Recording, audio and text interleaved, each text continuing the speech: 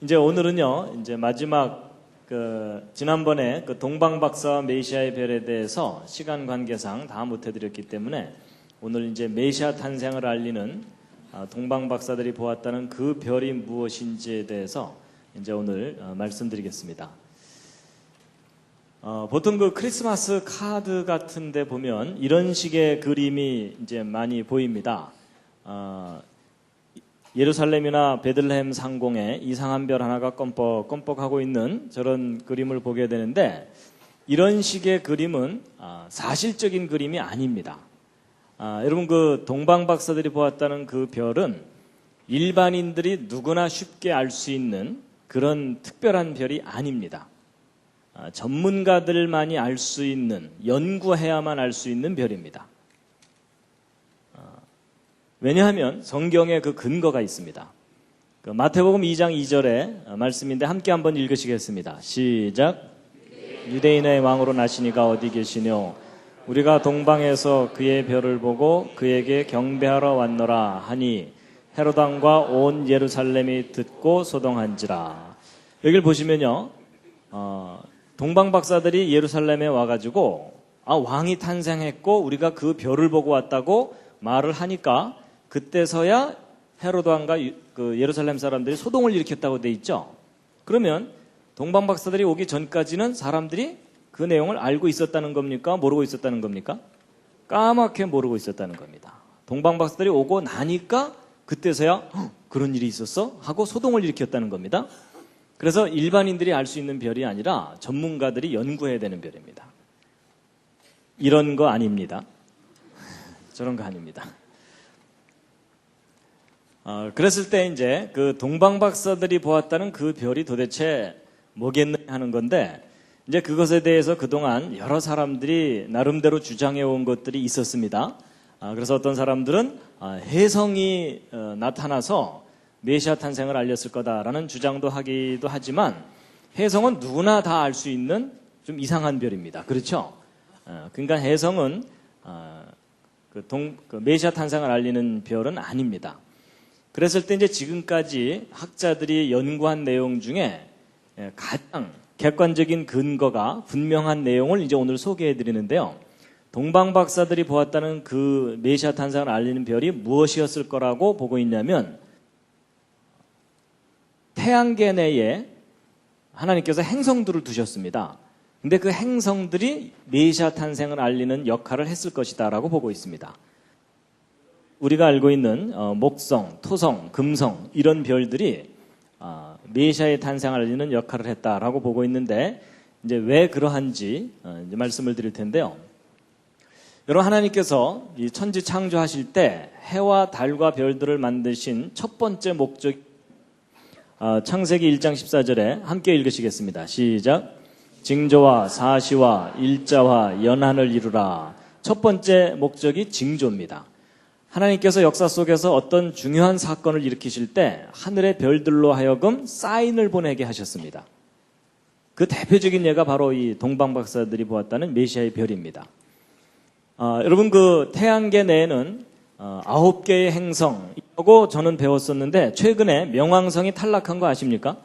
예, 명왕성을 집어넣자니 명왕성보다 더 행성에 포함될 수 있는 별들이 더 있기 때문에 더 많이 집어넣자니 골치 아프니까 아예 하나 빼자 이러고서 명왕성을 탈락시켰습니다. 그래서 이제 우리 태양계 내에는 8개의 행성이 있다고 볼 수 있는데, 앞에 쪼무레기 행성이 4개가 있고 뒤에 좀 큰 행성이 4개가 있고 이렇습니다. 그래서 앞에 있는 걸 내행성, 바깥에 있는 걸 이렇게 얘기를 하는데, 그런데 이제 이 8개의 행성의 상대적인 크기를 여러분이 보시는 겁니다. 요 세 번째 것이 지구입니다. 그리고 지구에서 아주 밝게 보이는 별이 요 금성입니다. 샛별이라고 하죠. 그래서 지구에 아주 가깝기 때문에 밝게 보이고, 그 다음에 이제 목성은 지구에 비하면 이렇게 큽니다. 그래서 이 행성 중에 가장 크기 때문에 왕별입니다. 그래서 이름도 주피터인데, 주피터가 누구죠? 예, 그리스 로마 신화에 나오는 제우스인데 신들의 왕이죠. 그래서 이 목성은 고대로부터 왕의 운명을 점칠 때 연구했던 별이고 왕을 상징하는 별입니다. 그 다음에 이제 토는 그 세턴인데요. 세턴은 그 농부의 신이라고 하는데 땅의 왕을 상징하는 또는 악한 왕을 상징하는 그런 별이라고 오래전부터 알려져 있는 별입니다. 그런데 예수님 탄생할 때 이 목성과 토성이 예수님 탄생 직전에 하늘에서 이상한 움직임을 보입니다. 그것이 메시아 탄생을 알리는 사인이다라고 해석을 하고 있는 겁니다. 그래서 이제 이 9개의 행성 예수님 탄생을 알리는 역할을 했다라고 이제 보고 있는데요. 제가 이제 오늘 내용을 말씀드리기 전에 한 분을 좀 소개를 해드려야 됩니다. 제가 지난번에 요나의 표적이라든지 성경의 연대기 연구에 관해서 이제 소개를 해드렸는데 그 내용은 제가 연구한 게 아닙니다. 저는 시간이 없기 때문에 별로 연구를 잘 못합니다. 다른 분들이 연구를 많이 잘 해놓은 것을 일반 사람들에게 전달하는 그런 역할을 이제 사명으로 알고 하고 있습니다. 바로 이제 오늘 소개해드린 내용, 지난번 요나의 표적 이야기라든지 그런 내용들을 연구하신 분이 바로 이제 이분입니다. 유진 폴스틱이라는 분인데 그리 널리 알려진 분은 아닙니다. 이제 이분이 한국전에 참전했던 분입니다. 그래서 그 비행기가 폭격하기 전에 무전병들이 뭐 폭격할 장소를 알려주고 그러는 거 있죠. 하여튼 그런 역할을 했던 분인데 한국전에 참전한 것을 계기로 해서 신앙을 갖게 됐습니다. 하나님을 믿고 전쟁의 그 참상 속에서 이제 신앙을 갖게 됐는데 그리고 이제 미국으로 돌아가셨어요. 이분이 이제 전공은 전기공학입니다. 그래서 이제 공학을 하신 분인데 미국에 돌아가셔서 루터교라고 하는 교회에서 신앙생활을 착실하게 잘 하고 있었고, 혹시 배터리가 소리가 끊겼다 하는데 좀 바꿔주실 수 있으면 사업을 하셨는데 여러분 그 전봇대를 고치려면은 사다리차가 필요하거든요. 근데 이제 보통 이게 운전하는 사람 따로 있고 올라가서 고치는 사람 따로 있어가지고 이제 사람이 2명이 필요합니다. 근데 이분이 무슨 장치를 개발했냐면 혼자 몰고 가서 혼자 고칠 수 있는 장치를 개발한 거예요. 그러면 전기 회사에서는 인건비를 반으로 줄일 수 있으니까 그 장치를 마구마구 사준 거예요. 그런 바람에 이분이 돈을 많이 벌어가지고 밤새 숲에 세다 잠들고 뭐 이렇게 된 겁니다. 그래서 이분이 경제적으로도 충분히 안정되고 또 신앙생활도 착실하게 잘 지내고 있었어요. 그런데 이분이 좀 충격적인 사건을 겪었는데 그게 뭐냐면 루터교가 분열이 된 거예요. 그 분열의 원인 중에 하나가 뭐였냐면 성경에 대한 이해 문제로. 그러니까 성경을 기록된 그대로 믿는 보수적인 그런 관점을 가진 분들하고 성경을 기록된 그대로 믿진 않지만 그래도 하나님이 우리에게 주신 귀한 말씀이다. 이렇게 좀 개방적인 생각을 가진 분들하고 서로 의견이 다른 바람에 교단이 분열이 된 거예요.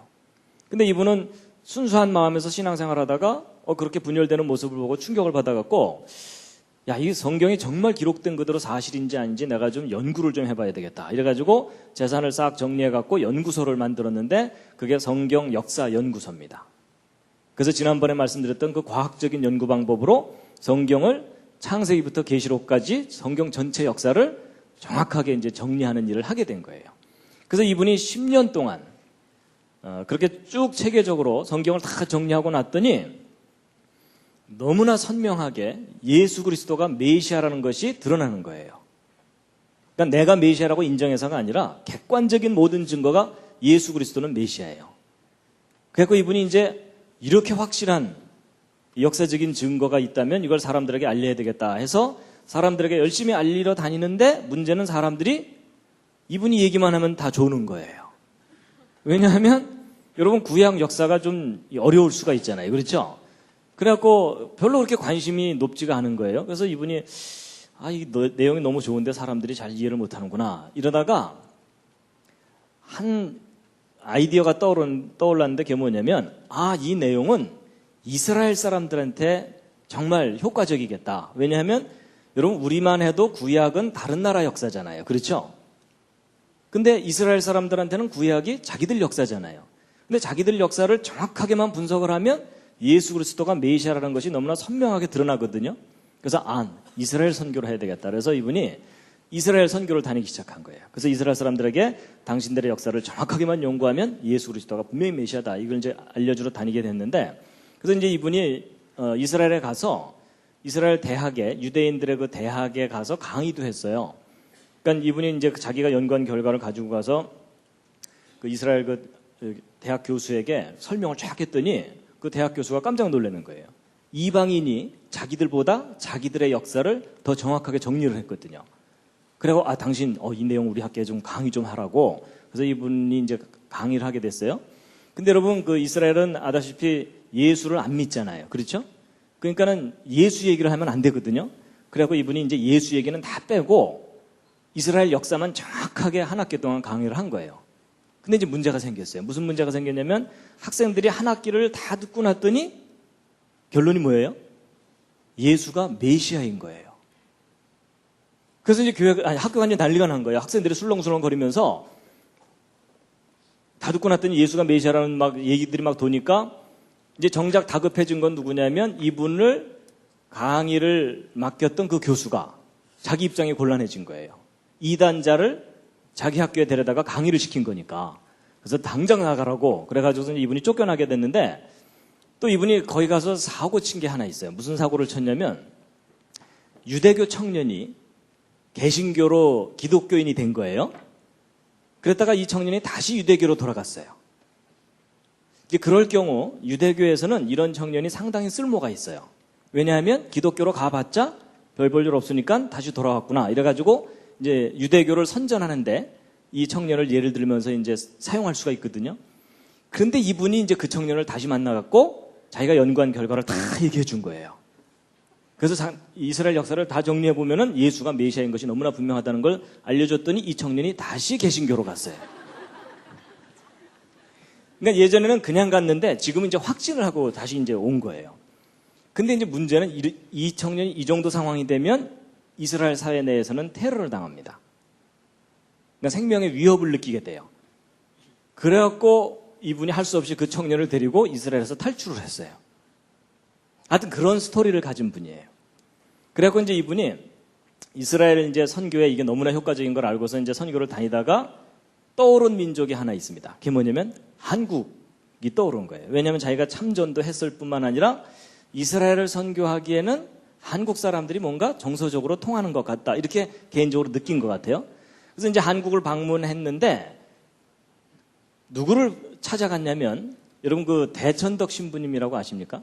그 아처 토레 이 대천덕 신부님을 예수원으로 찾아가서 자신이 연구한 결과를 이제 저분에게 다 설명을 해드렸어요. 그랬더니 대천덕 신부님이 너무나 기뻐하면서 이렇게 중요하고 소중한 내용은 사람들에게 좀 알려야 된다. 이래가지고서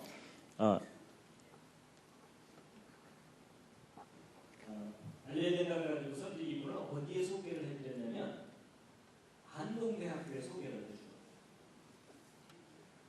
한동대학교 이제 1995년도에 개교한 기독교 대학인 걸 이제 아실 겁니다.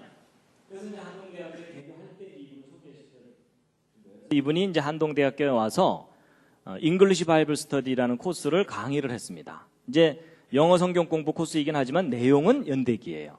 지난번에 소개해드렸던. 그래서 이분이 강의를 하는데 여러분 생각해 보세요. 대학교 1학년들 이제 갓 들어왔잖아요. 근데 이분이 영어로 강의를 하고 그것도 구약, 역사, 연대기를 강의를 했더니 학생들이 어떻게 됐겠습니까? 한 학기 동안 혼수 상태였습니다. 그런데 이제 이분이 거기서 이 연대기 강의를 했는데 마침 이제 저도 이 한동대학교 개교할 때 이 창조과학 강의할 사람이 필요하다 그래서 저도 이제 한동대학교에 이제 내려가게 된 겁니다. 95년도에. 그래서 저도 이제 여기 내려가서 이분을 이제 만난 겁니다. 이렇게. 근데 이분이 저를 만나더니 너무 좋아하는 거예요. 왜 좋아하냐면 성경을 고지고대로 믿는 바보가 또 하나 있거든. 여러분 그 창조과학을 이렇게 하나둘 깨닫다 보면요. 성경에 기록된 그대로 사실이라는 것을 더 확실하게 믿게 되거든요.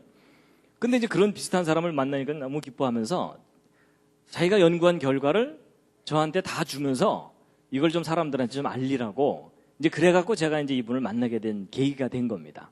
그래서 이제 저는 이제 과학을 공부를 했으니까 혹시 이분이 뭐 과장을 하거나 이 뻥을 친 거 없나 이러면서 이제 이분이 이제 연구한 결과를 쭉 훑어보고 이제 강의도 들어보고 했는데 제 개인적으로는 상당히 객관적이고 탁월한 연구를 한 거고, 이제 저도 그렇지만은 그 뭐 이스라엘에 가서 이제 공부도 하시고 온 분들이 이분이 한 연구 결과에 대해서 상당히 긍정적으로 아주 훌륭하게 역사를 잘 정리했다고 이제 평가를 하거든요.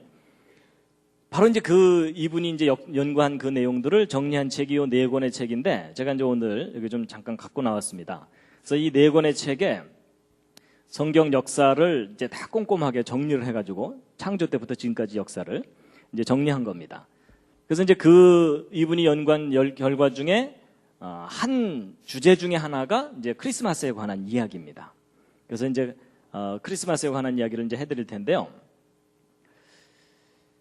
여러분, 이제 우리가 이제 12월 달이 됐기 때문에 곧 성탄절이 오잖아요.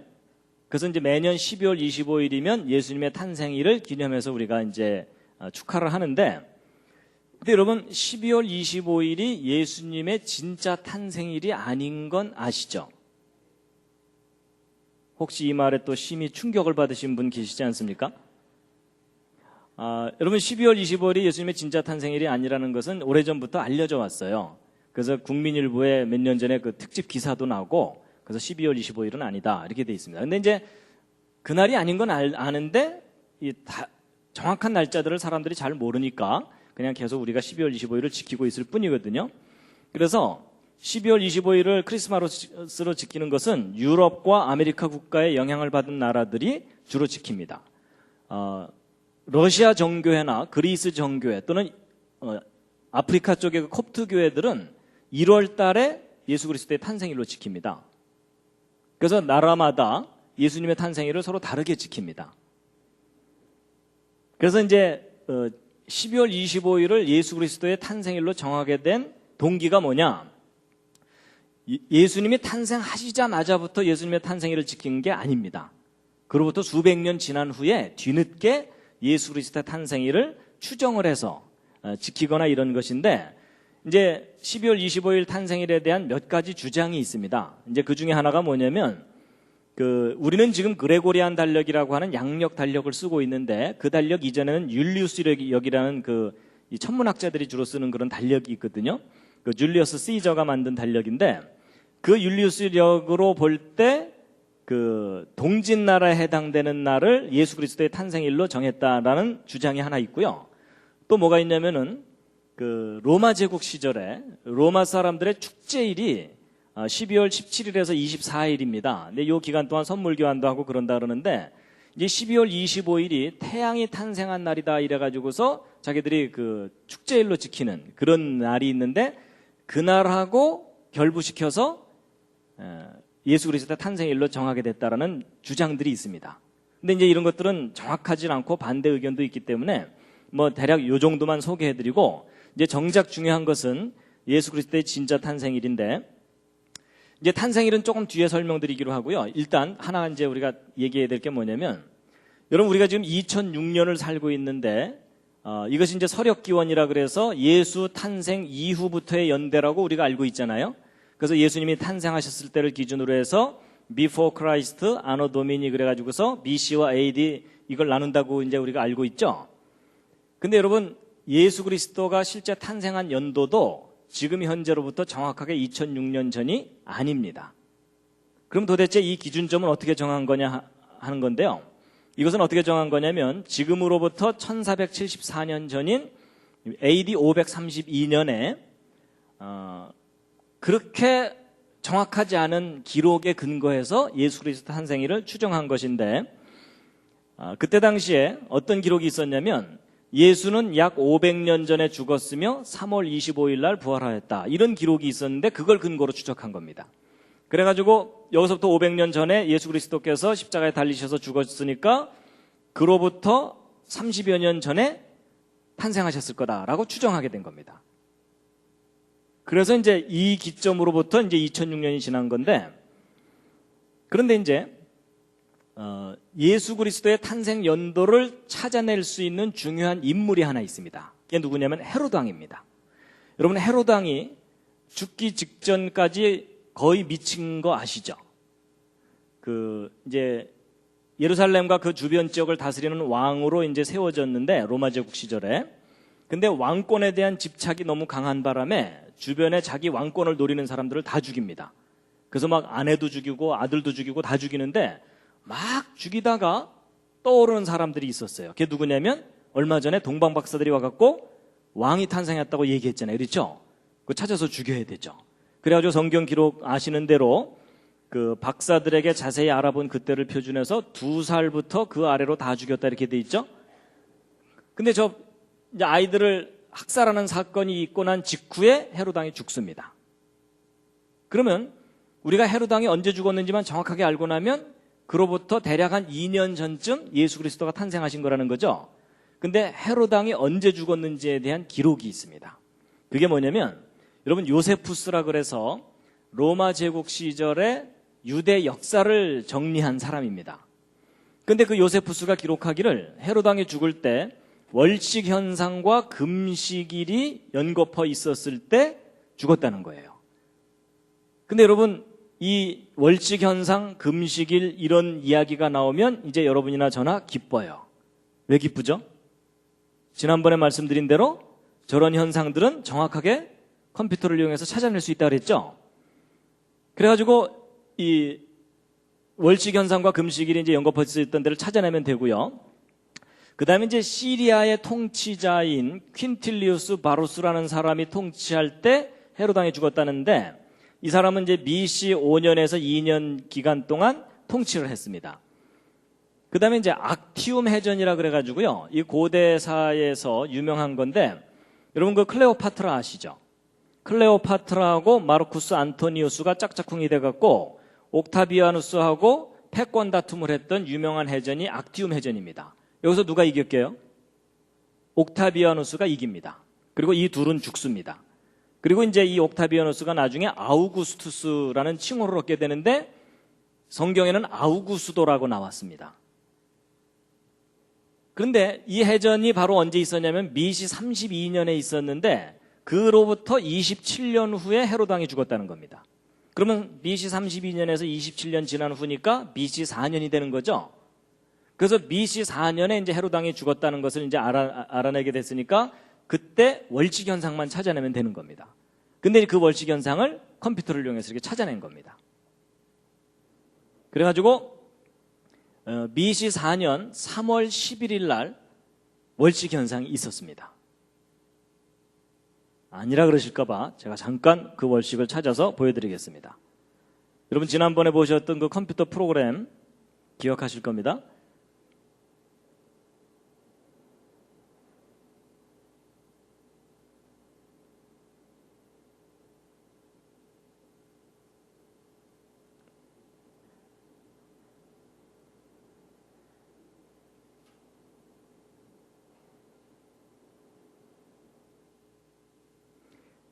이게 이제 BC 4년 3월 13일인데 이게 이제 그 달력에 이제 서로 그 줄리안 달력과 그레고리안 달력의 그 차이 때문에 이제 하루 이틀 정도 차이가 나게 되는데요. 이제 그때 이제 월식이 있었던 겁니다. 그래서 여기 달이 이렇게 있는데 여기 빨간색으로 이렇게 색깔이 변한 부분이 있죠. 저게 뭐냐면 지구 그림자 속으로 달이 들어갔기 때문에 가려진 부분입니다. 이제 이 월식이 시간이 지남에 따라서 월식이 진행되는 것을 잠깐 보실 텐데요.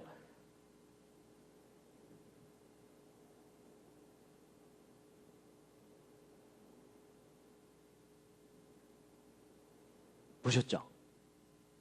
그래서 그때 월식을 컴퓨터를 이용해서 다 찾아낼 수가 있습니다. 이렇게.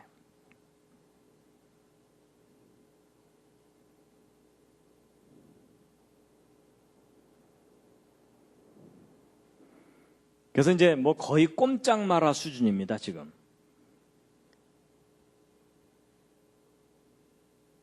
이제 월식 2004년 5월 14일 날 그 프라하에서 이게 월식을 본 것을 사진 찍은 것을 그 인터넷에 이제 올려놓은 걸 제가 잠깐 보여드린 거고요.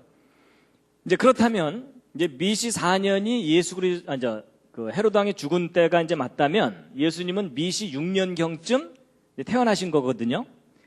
그랬을 때 그 예수 그리스도의 탄생에 대해서 이 초대 교부 중에 하나인 터툴리안이라는 분이 언제 탄생했다고 이제 기록을 해놨냐면 그 시리아의 통치자가 아까는 그 퀸틸리우스 바루스였는데 이제 예수 그리스도의 탄생은 세터니너스가 이 시리아를 통치할 때 탄생했다는 겁니다. 근데 이 사람이 BC 9년에서 6년 기간 동안 통치를 했거든요.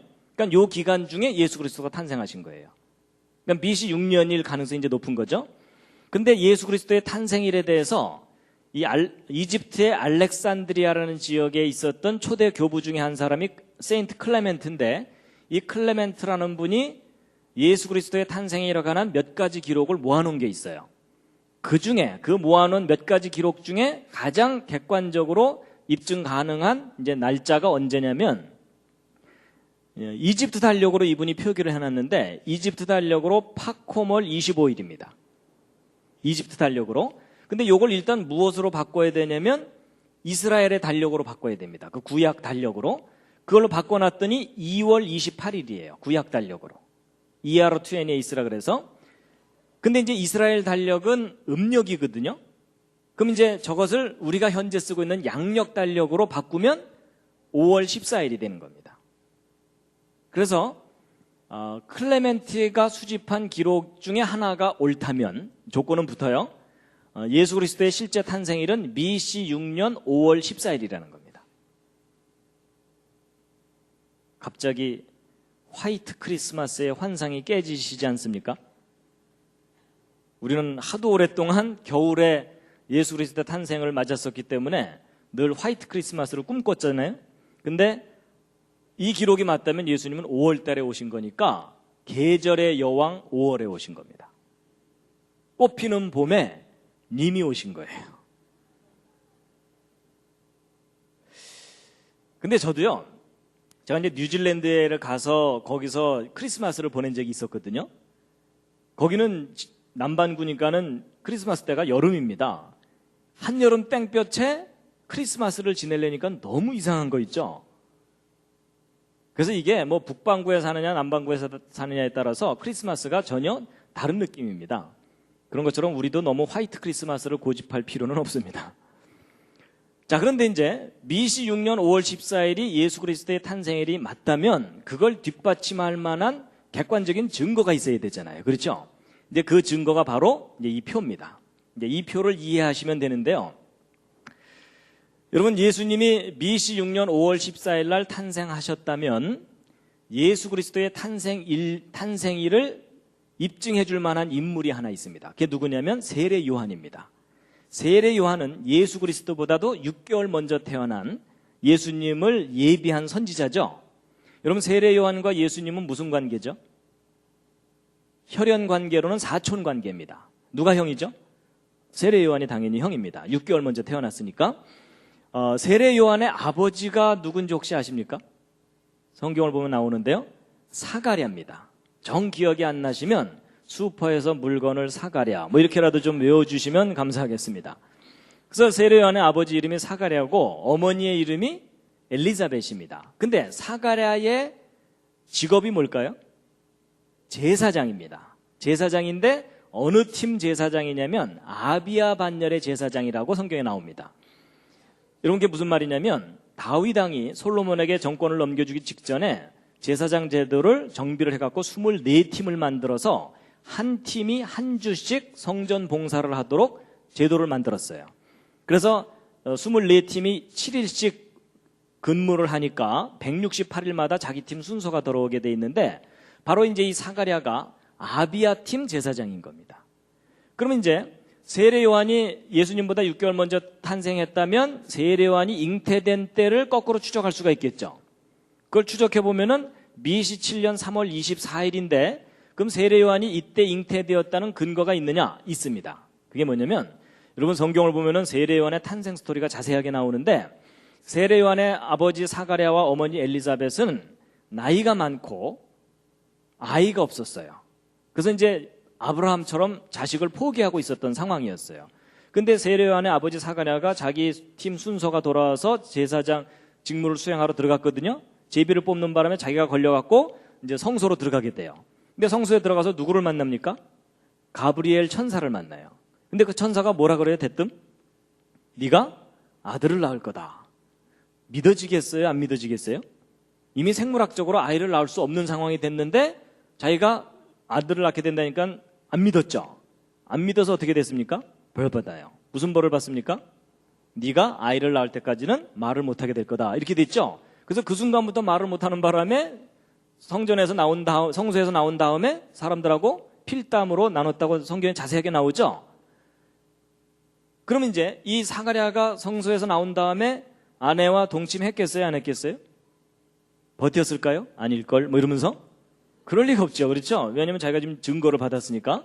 그럼 이제 우리가 뭘 확인해 보면 되냐면 이때가 아비야 반열 제사장들이 직무를 수행할 때인지를 확인해 보면 되거든요. 근데 아주 공교롭게도 이때가 그때예요. 그걸 검증해 보았더니. 그러면 일단 이제 5월 14일이 예수님의 탄생일 가능성이 높잖아요. 근데 이제 이걸 뒷받침해 주는 것이 바로 하늘의 별들이 이상하게 움직이는 현상이에요. 여러분, 세례 요한이 잉태됐을 때부터 예수 그리스도가 탄생할 때까지 요 1년여 기간 동안 하늘에서 목성과 토성이 춤을 춥니다. 이상한 춤을. 춤추는 거 아시죠? 이렇게. 자, 이제 그 춤을 추는데 여러분, 이 토성이 좀 더 느리게 돌고 목성이 좀 빠르게 돌거든요. 왜냐하면 토성이 좀 바깥쪽에서 돌기 때문에 천천히 돌아요. 목성은 앞에서 좀 빨리 돌고. 그래서 토성이 앞서서 가고 있는데 목성이 뒤따라오더니 토성하고 춤을 추는 거예요. 그러니까 이런 거예요. 세례 요한이 잉태되기 직전부터 이제 토성이 앞서서 가고 있는데 목성이 뒤따라오더니 야, 같이 놀자 이러면서 춤을 추는 거예요. 이제 이 현상이 바로 메시아 탄생을 알리는 사인이었다라고 해석되는 현상입니다. 그래서 이 목성은 아까 말한 대로 왕을 상징하는 별이라고 했죠. 이 토성은 악한 왕을 상징하는 별이라고 알려져 있기도 하고 몇 가지 해석이 있긴 한데 하여튼 이 해석이 가장 이제 합리적이라고 보고 있는데 그래서 이 진짜 왕이 악한 왕을 물리친다라는 그런 개념이라는 거예요. 그래서 이제 목성과 토성에 대해서 좀 말씀을 드리면요. 이제 목성과 토성이 자기 궤도를 갖고 있는데 이제 이렇게 요 기간 동안에 만났다 헤어졌다 만났다 헤어졌다 만났다 헤어졌다 이런 일들을 이제 반복하게 됩니다. 여러분, 그 목성은 이 태양이 요 중심에 있으면 11년마다 한 바퀴씩 돕니다. 이 공전주기라고 하거든요. 그 다음에 이제 토성은 30년 정도마다 한 바퀴씩 돌아요. 근데 지구는 1년에 한 바퀴씩 도니까 얘네들이 돌게 되면 지구는 안에서 아주 방정맞게 도는데 얘네들은 천천히 돕니다. 그래가지고 얘네들이 주기가 서로 다르기 때문에 20년마다 한 번씩 하늘에서 만나요. 그러니까 보통은 목성 저기 있으면 토성은 저쪽에 있고 이러거든요. 근데 20년마다 한 번씩 만나기 때문에 2000년 5월 28일 날 한 번 만났거든요. 그러다가 이제 2020년 12월 21일이 돼야만 또 하늘에서 또 만납니다. 그러니까 아주 느리게 한 번씩 만나는 거예요. 근데 이제 보통은 이제 이렇게 떨어져 있는데 이제 만나게 되는데 이제 지구 쪽에서 바라보면 이런 겁니다. 태양이 지나가는 자리를 따라서 이제 태양이 지나가는 자리를 따라서 이제 토성도 지나가고 이제 목성도 보통 지나가거든요. 그래서 보통 그 밤하늘에 그 달이 지나가는 자리를 따라서 밝게 보이는 별들이 행성이라고 보시면 됩니다. 그런데 이제 보통은 토성이 좀 느리고 목성이 빠르기 때문에 이렇게 지나쳐가게 마련이에요. 그런데 이제 예수님 탄생 직전에 하늘에서 무슨 일이 벌어진 거냐면 토성이 앞서서 가고 있는데 목성이 뒤따라오더니 야, 너 잘 만났다 이러더니 같이 뒤로 물러갔다가 앞으로 가는 거예요. 신기한 현상이죠. 근데 이제 이게 왜 그러냐면요. 태양에서 바라보면 모든 행성이 한쪽 방향으로 가거든요. 근데 지금 우리는 태양에서 보는 게 아니라 지구에서 보고 있잖아요. 근데 지구는 이 안쪽에서 돌고 있죠. 그러니까 지구가 좀 빨리 돌기 때문에 앞으로 빨리 가게 되면 얘는 뒤로 가는 것처럼 보이는 거예요. 근데 그게 절묘하게 타임이 딱 맞아야만 목성과 토성이 하늘에서 춤을 추는 현상이 나타나는데 이런 현상이 몇 년마다 한 번씩 나타나냐면 854년마다 한 번만 나타나요. 근데 그게 BC 7년에 있었던 거예요. 예수님 탄생 직전에.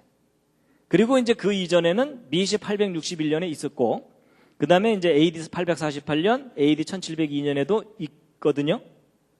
근데 이제 이런 현상 중에 왜 하필이면 요때냐? 요때가 바로 구약 성경에서 메시아가 탄생할 것이라고 예언된 때예요. 그때에 맞춰서 목성과 도성이 또 하늘에서 춤을 추면서 사인을 보내준 거예요. 그러니까 동방박사들은 저걸 연구하고 찾아오게 된 겁니다. 그래서 여러분, 그 동방박사들은 두 가지 면에서 프로페셔널입니다. 첫 번째, 과학에 관한, 특히 천문학에 관한 프로페셔널입니다. 전문가예요. 그 다음에 또 하나가 뭐냐면은 성경 예언에 관한 전문가입니다. 여러분, 천문학적인 현상은 관찰할 수 있지만 그게 성경과 무슨 관계인지를 정확하게 알려면 예언에 관해서 정확한 지식을 갖고 있어야 돼요. 그렇죠? 그래서 동방박사는 두 가지 면에서 전문가입니다. 그래서 그 동방박사들이 이제 이때 이제 메시아를 이제 찾아서 오게 되는데, 왜 하필이면 이때냐면요, 성경을 보면은 메시아가 언제 탄생하시게 될 것인지에 대해서 그 시기가 예언되어 있습니다. 특히 어느 그 예언서를 보면 그게 나오냐면은 다니엘서를 보면 나오거든요. 여러분, 그 다니엘이 남유다 왕국이 멸망당했을 때 바벨론의 포로로 잡혀가죠. 포로로 잡혀가서 그때 왕이 누구였냐면 바벨론의 느부갓네살 왕입니다. 근데 그 느부갓네살 왕이 꿈을 하나 꾸는데 이상한 꿈을 하나 꿔요. 신상 꿈을 꾸는데 한 신상을 보았는데 머리는 금이고 여기서부터 이 가슴까지는 은이고 거기서 무릎까지는 동이고 그 밑에는 철인데 발은 또 얼마는 철이고 얼마는 진흙이다 이렇게 돼 있죠. 그래서 이제 그 꿈을 꾸고 나서 아시는 대로 이 신하들을 불러갖고서 내 꿈 알아맞혀봐라 이러죠. 근데 아무도 못 알아맞추거든요. 알려주지 않는데 어떻게 알아맞추겠어요? 그래서 너희들 다 죽인다 이랬더니 그때 이제 다니엘이 잠깐 좀 시간을 달라 그런 다음에 그 꿈을 알아맞추고 해석까지 해줘요. 그 해석이 뭐였냐면 이 신상은 바벨론 제국 이후에 어떤 제국들이 나타날 것인지를 하나님께서 보여주시는 거다 이런 내용이었어요. 맞죠? 그래서 이 머리, 금으로 상징된 이 머리는 바벨론 제국이고, 그리고 바벨론 제국 다음에 그 다음 제국이 나타날 거고, 그 다음 제국이 나타날 거고, 또 네 번째 제국이 나타나게 될 텐데 그 네 번째 제국, 그러니까 이 신상의 발 밑을 뜨인 돌이 하나가 내려와서 이 발 밑을 친다고 돼 있거든요. 그러면 이 금신상이 가루가 돼가지고 막 흩어져 버리는 내용인데, 그 뜨인 돌이 무엇을 상징하는 거냐면 메시아를 상징하는 겁니다. 그래서 이 메시아가 네 번째 제국 때에 오게 될 것이다라고 돼 있어요. 그래서 첫 번째 제국이 바로 바벨론 제국이라면 그때 당시 이스라엘을 지배했던 이 제국들이 바벨론 다음에 페르시아, 헬라, 로마로 이렇게 변하거든요. 그러면 이 바벨론 제국으로부터 네 번째 제국이 로마 제국이죠. 그러니까 로마 제국 때에 메시아가 온다는 거예요. 그리고 좀 더 자세하게 말씀드리면 이 발은 얼마는 철이고 얼마는 진흙 이렇게 돼 있거든요. 그럼 이 철은 로마를 상징하는 거라면 진흙은 뭐겠느냐 하는 건데, 여러분 아까 그 헤로드 왕이 예수 그리스도가 탄생할 때 죽이려고 하죠. 자, 근데 그게 이제 역사 속에서 무엇과 관계되어 있냐면요, 여러분 헤로드 왕이 혹시 어디 출신인지 아십니까? 일단 경상도는 아닙니다. 전라도도 아니고요. 헤로드 왕이 어디 출신이냐면 에돔 족속 출신입니다. 근데 에돔 족속이 그 조상이 누군지 혹시 아십니까?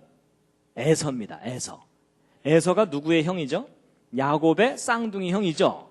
근데 여러분 재밌는 게 뭐냐면 야곱과 에서가 무엇을 놓고 서로 다투냐면 장자권을 놓고 서로 다툽니다. 근데 누가 장자권을 뺏어가요? 야곱이 뺏어가니까 에서가 야곱을 죽이려고 하죠.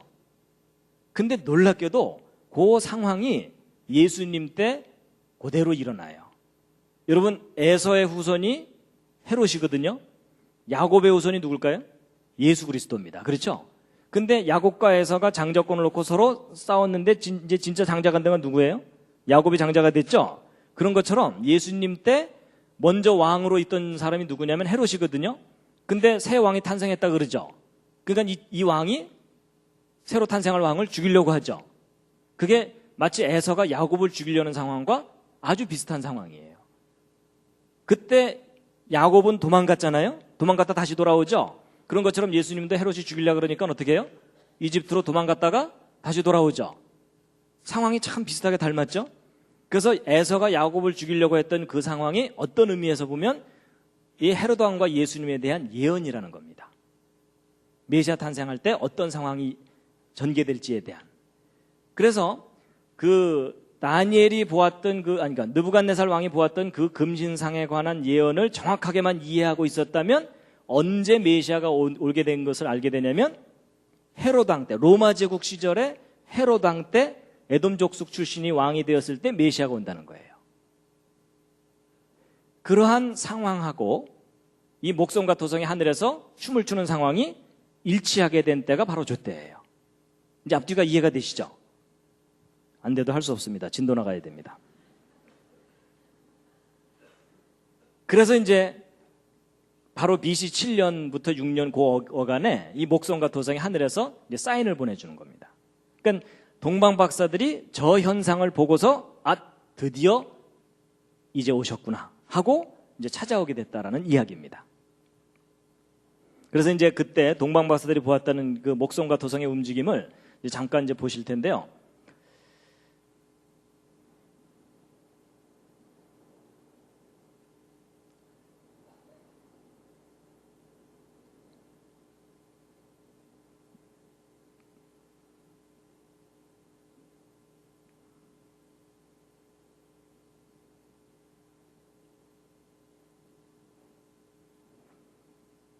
자, 이것은 이제 언제냐면은 BC 8년 5월 14일이기 때문에 예수 그리스도 탄생 2년 전입니다. 2년 전쯤부터 이제 이게 주피터가 목성이고요. 이 세턴이 토성이거든요. 이 두 별이 서로 이제 멀리 떨어져 있다가 요때 이제 가까이 만나기 시작하는 때예요. 그래서 이제 요때 상황을 보시게 될 텐데요. 일단 이 두 행성이 움직이는 상황만 먼저 이제 보시겠습니다. 자, 이게 토성이고요. 이게 목성입니다. 근데 얘네들이 이제 전체적으로 왼쪽으로 이동해 갈 거예요. 시간이 흐르면서. 그래가지고 이제 그런데 얘네들이 약간 왼쪽으로 갔다가 오른쪽으로 좀 갔다가 이러면서 술 취해서 흔들리듯이 이게 좀 흔들흔들 하면서 왼쪽으로 갈 거예요. 왜냐하면 지구에서 바라보니까 상대적으로 좀 뒤로 갔다 앞으로 갔다 이러면서 이제 앞으로 전진하는 거거든요. 자, 지금부터 이제 여기 어디를 보시면 여기를 보시면 되는데요. 이제 BC 8년 5월 달인데 요 달이 넘어가는 걸 보시면 됩니다. 그래서 이제 BC 8년부터 이제 움직이기 시작합니다. 아이고 이렇게 움직이면 안 됩니다. 스톱.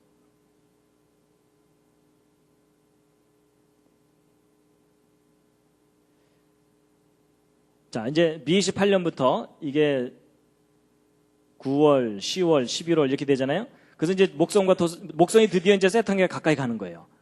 다른 별들은 야, 쟤네들 만났다 이러면서 지나가는 거고요. 그래서 이제 주피터가 지나가는 듯 하더니 도로 뒤로 가는 거 보이시죠? 뒤로 갔다가 또 다시 앞으로 가는 거예요. 다른 별들은 야, 쟤네들 싸운다 이러면서 지나가고 있고요.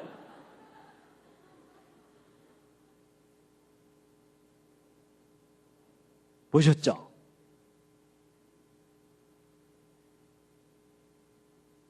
근데 이제 저 현상은요, 어느 날 밤에 둘이 이제 앉아갖고 자기야, 별이 참 예쁘지? 뭐 이랬더니 막 별들이 저렇게 움직이더라는 얘기가 아닙니다. 저런 움직임을 알아차리려면 1년 이상의 기간 동안에 매일 밤 저 두 별들을 관찰을 해가지고서 그래프를 그려야 돼요. 그래야만 저 별들이 신기하게 움직인 것을 확인할 수가 있습니다. 바쁜 사람은 못합니다. 할 일 없는 과학자들만이 가능한 일입니다. 그러니까 동방 박사들이 저걸 연구한 거예요. 그러니까 진짜 왕이 악한 왕을 물리치고 우리를 구하러 오신다라는 사인이라는 거예요. 그리고 이제 조금 뒤로 돌리면요. 여기 보세요.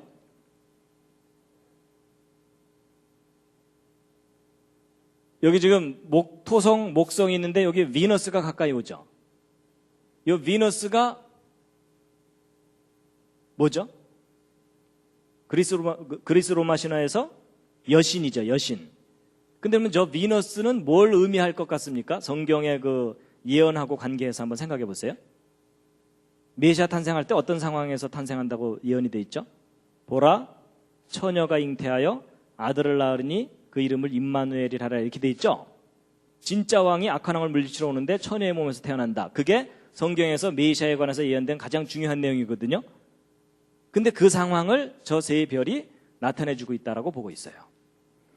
근데 이렇게 얘기하면 이제 어떤 분들은 야, 지금 뭐 그리스 로마 신화하고 성경을 짬뽕에 비빔밥을 만드는구나, 이런 생각하는 분들이 계실 거예요.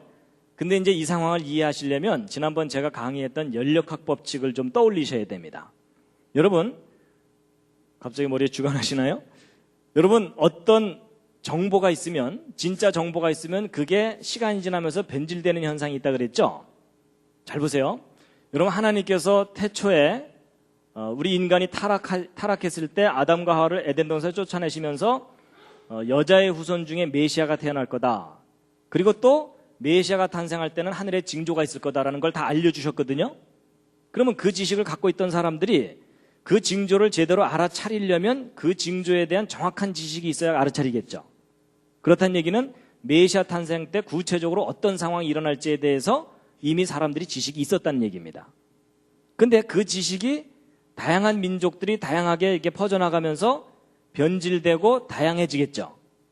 그래서 그리스 로마 신화도 메시아 사상에 관한 지식이 변형된 형태로, 신화의 형태로 나타난 것이다라고 이해를 하면 어느 정도 이해가 되실 겁니다. 뭐 이게 이해가 안 돼도 또 할 수 없습니다. 진도는 나가야 됩니다. 그래서 요 세 별이 하늘에 나타난 그때 예수님이 탄생하시게 됩니다. 실제로.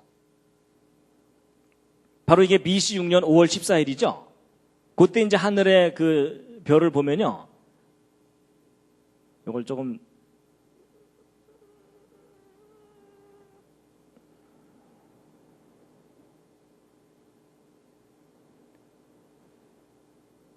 보세요.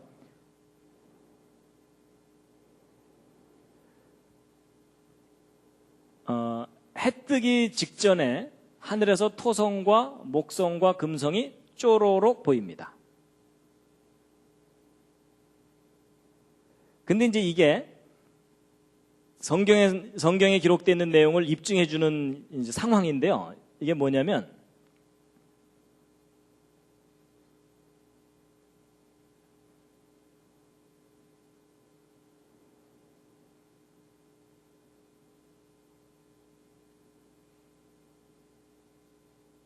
자, 보세요. BC 6년 2월 28일입니다. 2월 28일이면은 예수님 탄생 조금 직전이거든요. 직전까지 이 목성과 토성이 태양 왼쪽에 있어요. 태양 왼쪽에 있다는 얘기는 뭐냐면요, 이제 지구가 여기 있으면 태양이 여기 있고 목성과 토성은 그 뒤쪽에 있는 겁니다.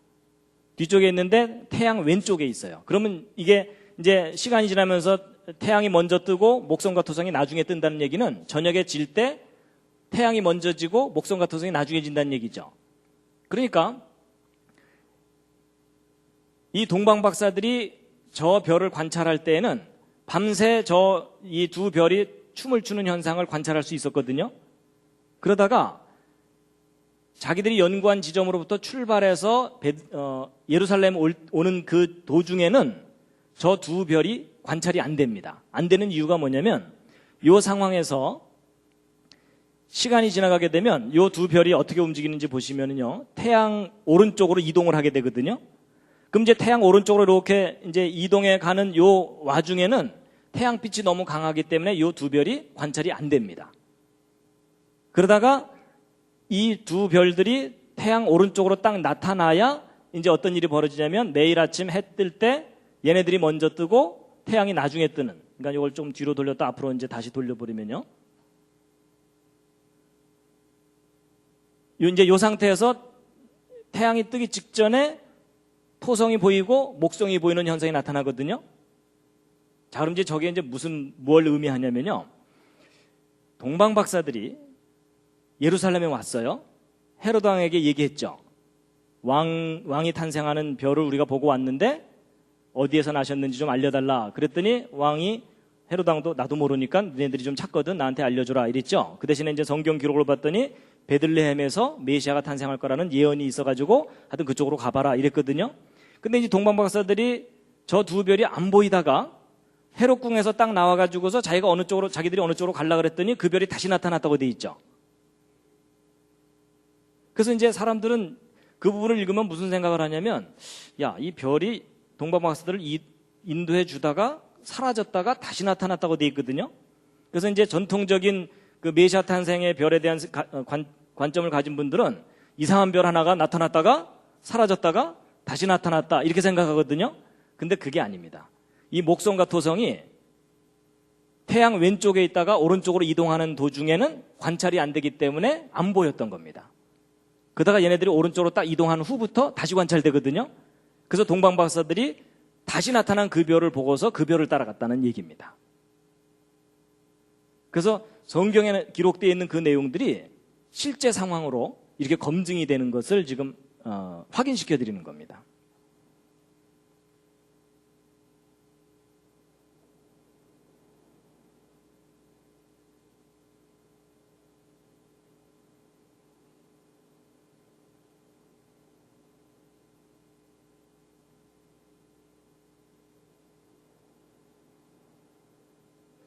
잠시 기지개를 한번 쫙 켜시겠습니다.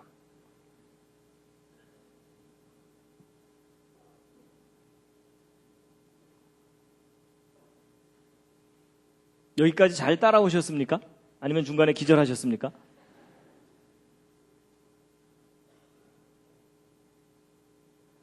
지금 2000년 전에 메시아 탄생을 알렸던 그 별에 대해서 확인시켜드리는 중입니다. 사실 이게 컴퓨터가 개발되기 전까지는 불가능한 일입니다. 근데 이게 지금 가능해진 이유가 컴퓨터로 과거를 직접 볼 수 있기 때문입니다.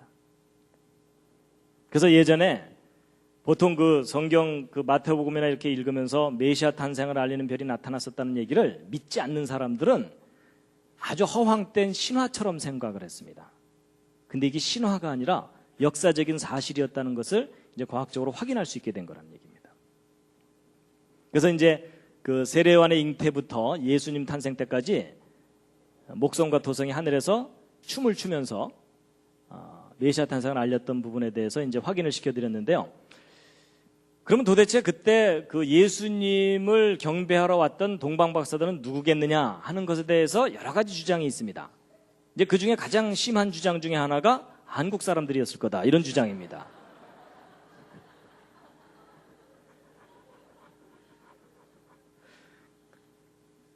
동방에서 갔다 그러니까는 한국에서 갔다고 주장을 하는데 이제 그건 아니라고 보고 있는데, 왜냐하면요, 여러분 아까 그 목성과 토성이 이렇게 춤을 추는 현상도 정말 보기 드문 신기한 현상이지만 이 세례요한의 잉태와 세례요한의 탄생 요 어간에 일식 현상이 연거푸 2번 나타납니다.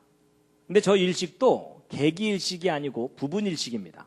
부분일식이란 얘기는 일반인들은 알아차리지 못하는 인식이라는 뜻입니다. 전문가만이 알 수 있는데, 근데 여러분 지난번에 말씀드린 대로 일식현상은 어느 한 지역에서 일식현상을 본다는 건 아주 드문 일이거든요. 근데 그 일식을 같은 장소에서 6개월 간격으로 연거푸 본다는 것은 더 드문 현상입니다. 그런데 그 현상이 요때 또 겹쳐서 나타납니다. 근데 이런 일식현상을 볼 수 있는 장소는 제한되어 있기 때문에 예루살렘으로부터 그렇게 먼 지역일 수가 없습니다. 지리적으로. 그래서 이제 동방박사들이 누구였겠느냐라는 것을 볼 때는 아마도 이 이스라엘이 멸망당하고 나서 바벨론 포로로 잡혀갔던 사람들이 페르시아 정권으로 바뀌면서 고레스 왕 때 귀환령이 내려서 돌아오거든요.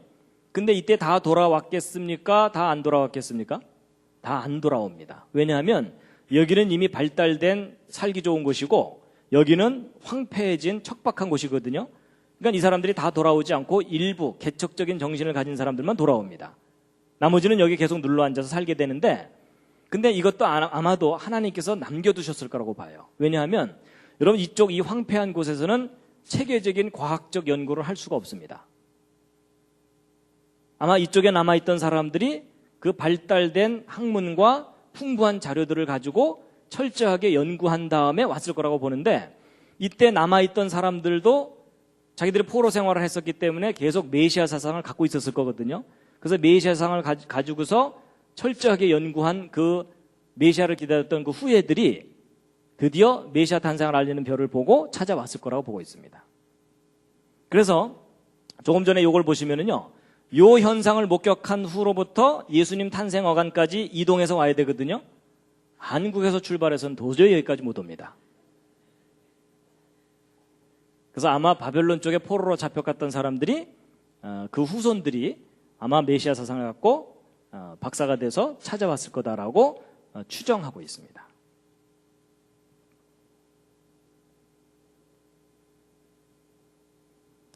그래서 이제 지금까지 메시아 탄생을 알리는 별에 관한 가장 근거 있는 이야기를 소개해드렸는데요. 사실 지금 이 목성과 토성이 그 역할을 했을 것이라는 것에 대해서는 이제 많이 알려지기 시작했습니다. 그래서 여러분 인터넷에 들어가 보시면 이 얘기 쉽게 찾으실 수가 있습니다. 이제 비교적 널리 알려지기 시작한 이야기입니다. 그리고 이제 확인도 되는 이야기고요. 그래서 여러분 보세요. 이 목성과 토성이 예수님 탄생에 딱 맞춰서 하늘에서 나타나서 춤을 추게 하려면, 자, 여기서 중요한 게 이겁니다. 도대체 언제부터 저게 계획되어 있어야 될까요? 저걸 잘 생각해 보시면 창조 때부터 계획되어 있어야 되는 일입니다. 맞죠? 여러분 목성이 저쯤 있는데 하나님께서 급하셔갖고 야 잠깐 일로 올래? 뭐 이럴 수 없잖아요. 그렇죠? 여러분 이게 무슨 얘기냐면 하나님께서 성경에서 무슨 말씀을 하시냐면 내가 태초부터 미래에 일어날 일을 다 얘기해 놓았다 이런 말씀을 하세요. 다 예언해 놓았고 그걸 이루는 존재가 바로 나다. 그 대신 너희들이 연구를 해봐라. 연구를 하면 이 우주를 다스리는 존재가 나라는 것을 확인할 수 있을 것이다. 그런 얘기를 합니다. 바로 이 메시아 탄생을 알리는 별도 중요한 의미 중에 하나가 바로 그겁니다. 시편 19편 1절에 있는 말씀 함께 한번 읽으시겠습니다. 시작. 하늘이 하나님의 영광을 선포하고 궁창이 그 손으로 하신 일을 나타내는도다. 자, 잠시 좌양좌하셔서 옆에 있는 분 안마를 시원하게 해드리겠습니다.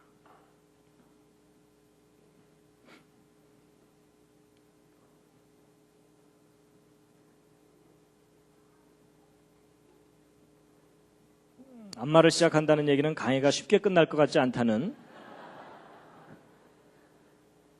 반대로도 해주시고요.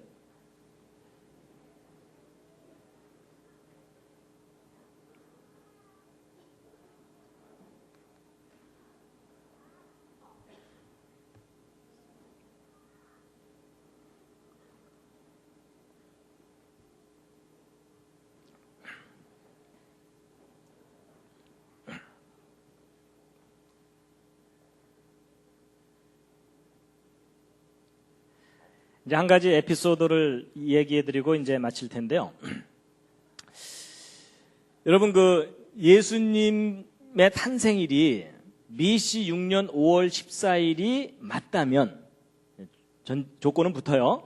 맞다면 예수 그리스도의 2000번째 탄생일이 좀 의미가 있어야 되지 않겠습니까?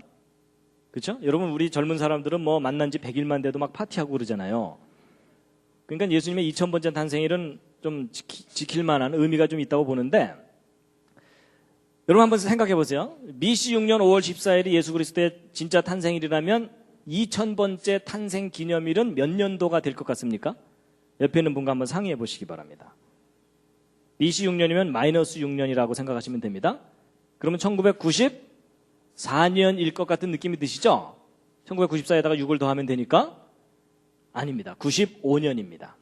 왜냐하면 여러분 BC와 AD 사이에는 0년이 없어서 그렇습니다. 그렇죠? BC 1년에서 AD 1년으로 바로 넘어가거든요. 저걸 모르는 사람들이 이 역사 정리할 때 1년씩 오차가 나는 이유가 바로 저겁니다. 그래서 이제 1995년이 예수 그리스도의 2000번째 탄생 기념일이 되거든요. 지금까지 한 얘기가 이제 근거가 있는 거라면.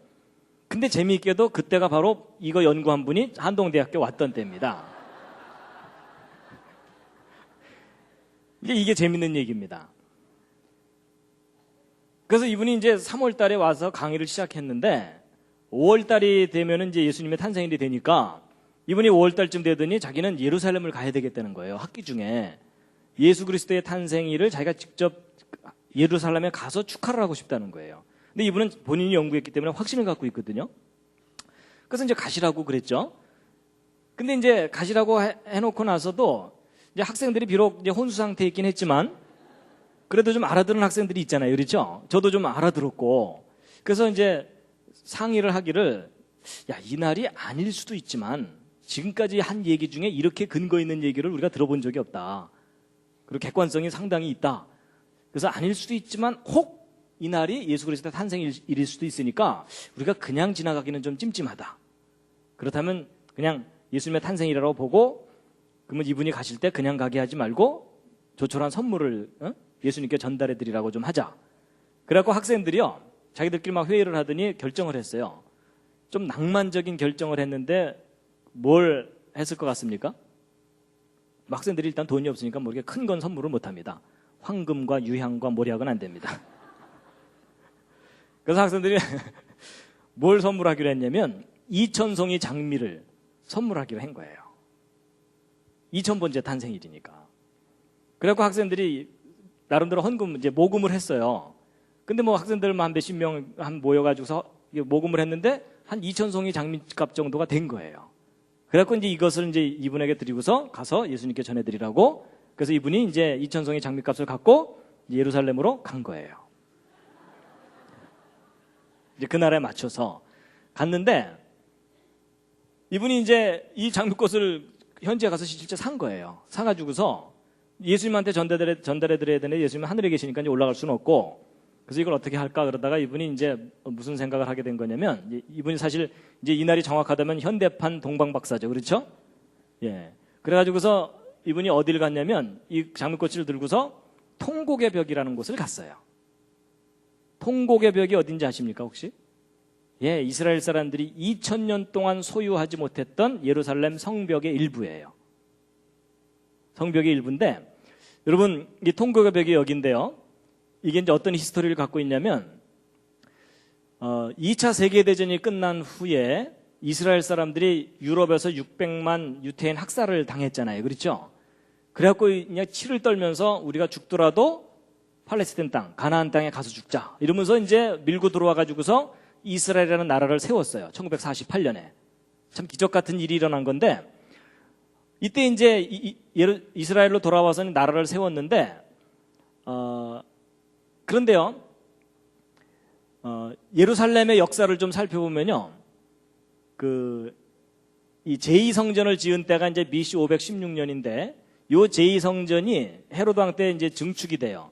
그리고 나서 지난번에 말씀드린 대로 예수 그리스도 십자가에 달리신 후에 40년 후인 AD 70년에 멸망당했다 그랬죠. 이때 이제 제2성전이 완전히 파괴됩니다. 이제 성전이 완전히 파괴된 거예요. 그때 서쪽 벽만 남겨놓고 파괴시켜 버렸는데, 로마 제국 시절에는 이제 유대인들은 이제 전 세계로 흩어져 버리고 로마 제국 시절에는 유대인들이 성전에 접근하지 못하도록 했어요. 그리고 동로마 제국 시절에는 성전 파괴 기념일 날만 이 예루살렘 하루만 접근하도록 허용을 한 겁니다. 그리고 이제 아랍 쪽이나 이쪽 요 기간 동안에는 이제 접근을 제대로 못 하고 있고, 십자군 때 잠깐 이제 좀 평화의 시기가 있었어요. 그래서 이제 거의 2000년 동안 이 예루살렘 가고 싶어도 가고 있지 못했는데 1948년 드디어 이스라엘 사람들이 예루살렘으로 돌아오게 된 거예요. 돌아오긴 했는데 문제는 1948년에 나라를 세운 이후부터 1967년도까지는 요르단이 관할하고 있었기 때문에 예루살렘 성전터를 접근을 못하고 있었어요. 그러다가 이제 1967년에 무슨 일이 벌어졌냐면 제3차 중동전쟁이 있었는데요.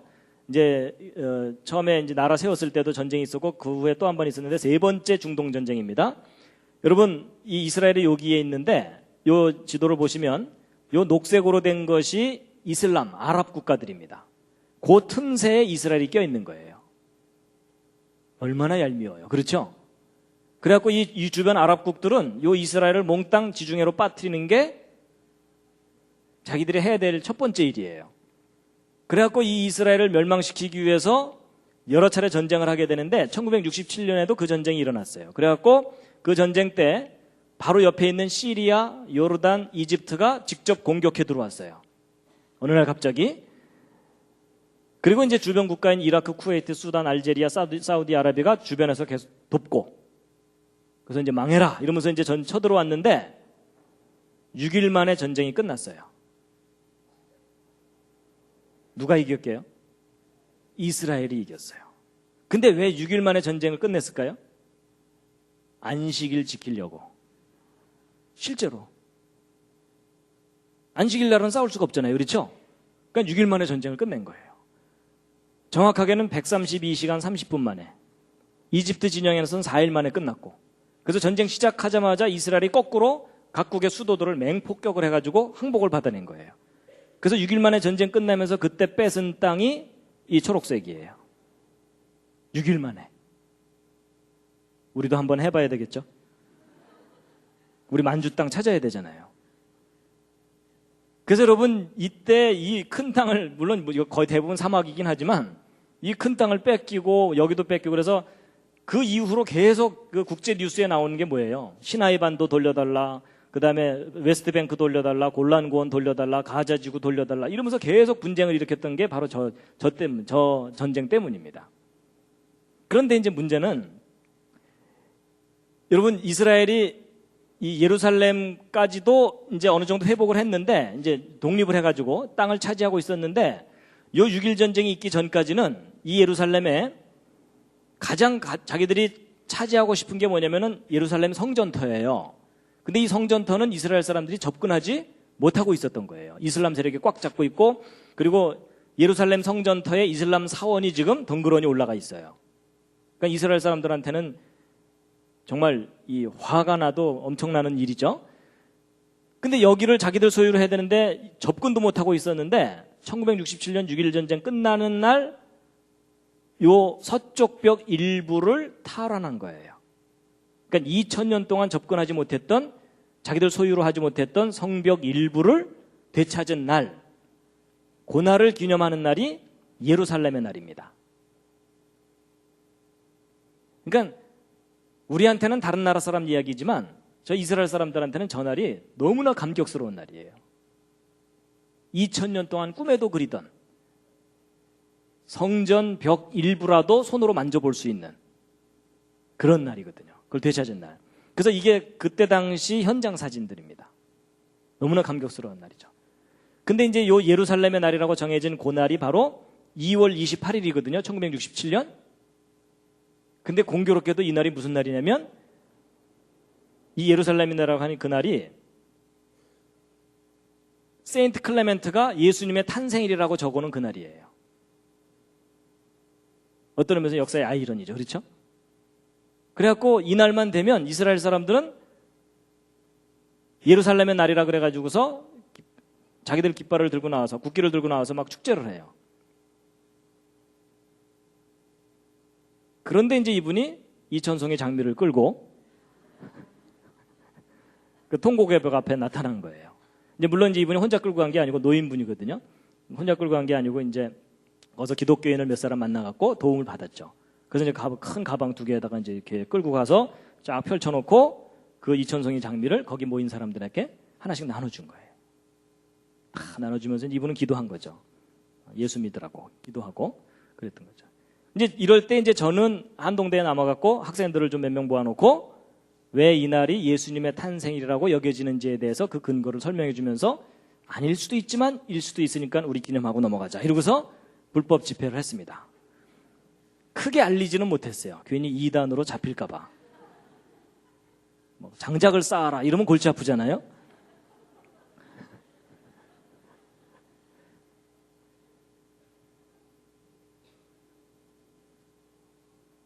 그래서 이제 이게 바로 그 예수 그리스도의 2000번째 탄생일에 관한 에피소드입니다.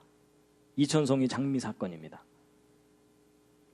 근데 아닐 수도 있어요. 나중에 이제 하늘 올라가서 예수님께서 아니었어 임마 이러면 제가 또 이제 한쪽에서 물통 들고 벌 쓰고 있어야 돼요. 근데 지금까지 들은 이야기 중에 가장 근거가 있는 이야기입니다. 근데 이제 제가 잊어먹을까봐 미리 당부를 드리는데요.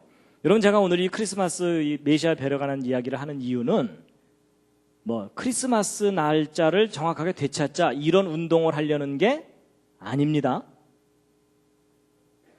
괜히 또 듣고 오해하셔갖고 그런 운동 하지 마세요. 왜냐하면 여러분 성경을 보면 예수님께서 성만찬은 꼭 하라고 명령하셨어요. 그렇죠?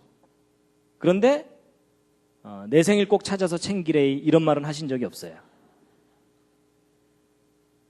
그렇죠? 그래서 예수님이 명령하지 않은 거에 우리가 목숨 걸 필요가 없잖아요. 예. 여러분 그 12월 25일을 성탄절로 지켜온 지가 너무 오래됐기 때문에 그 관습을 바꾸는 일은 지극히 힘들어요. 너무나 많은 노력이 들고 차라리 그 노력으로 전도하고 선교하는 것이 훨씬 유익하다고 저는 생각합니다. 그런데 이제 굳이 이걸 말씀드리는 이유는 성탄절이나 그 모든 스토리를 신화라고 생각하는 사람들에게 신화가 아니고 역사적인 사실일 뿐만 아니라 그것에 대한 구체적인 근거가 다 이제 확인되고 있다는 것을 알려드리는 겁니다. 왜 그걸 알려드리냐면 하나님이 하신 일을 우리가 정확하게 알고 깨달아야 되잖아요. 그렇죠? 바로 이제 그런 이유 때문에 이제 알려드리는 겁니다. 그래서 이제 2000년 전에 있었던 그 사건을 이제 소개를 해드렸는데요. 여러분 이제 예수님의 탄생이라고 여겨지는 이 날은요 매년 날짜가 변해요. 왜냐하면 우리 음력 생일 매년 바뀌는 것처럼 변하게 돼 있어요. 그래서 그 2004년도에는 5월 19일이었고요. 2005년도에는 6월 6일이었고 2006년도에는 5월 26일이었고 이제 금년은 5월 26일이었죠. 근데 내년 2007년도에는 5월 16일이에요. 근데 저거 뭐 일일이 기억하실 필요 없고요. 인터넷에 들어가서 예루살렘의 날을 찾으시면 돼요. 그 날이 예수 그리스도의 탄생일이라고 추정되는 날이거든요.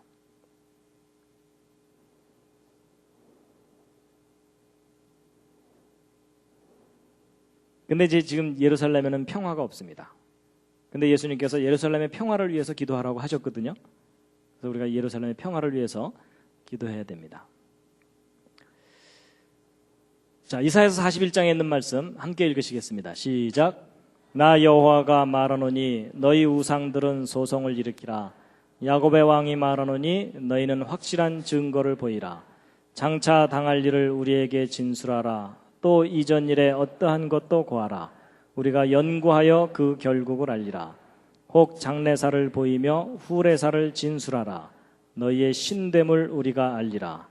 또 복을 내리든지 화를 내리라. 우리가 함께 보고 놀라리라. 여러분 지난 시간에 제가 말씀드렸던 왜 여호와 하나님이 유일한 신이신가?